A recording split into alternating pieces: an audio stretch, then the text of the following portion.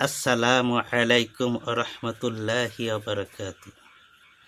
সম্মানিত ইসলাম প্রিয় ভাই ও বোনেরা, নবী করিম সাল্লাল্লাহু আলাইহি ওয়াসাল্লাম বলেছেন, জান্নাতের কক্ষে অবস্থানরত জান্নাতবাসীদেরকে দেখবে যেমন তোমরা পূর্ব পশ্চিম প্রান্তে অস্তগামী নক্ষত্র সমূহকে দেখতে পাও।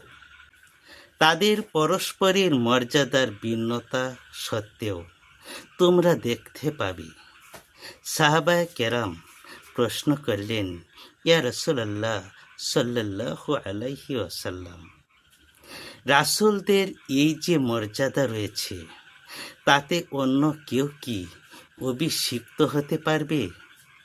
নবী করিম সাল্লাল্লাহু আলাইহি ওয়াসাল্লাম বললেন, যার কাছে আমার প্রাণ, সেই আল্লাহ রাব্বুল আলামিনের শপথ, ওই সকল মানুষেরা সেই মর্যাদা পাবে যারা আল্লাহ রাব্বুল আলামিনকে বিশ্বাস স্থাপন করেছে এবং তার রাসূলদের সত্য বলে স্বীকৃতি দিয়েছে।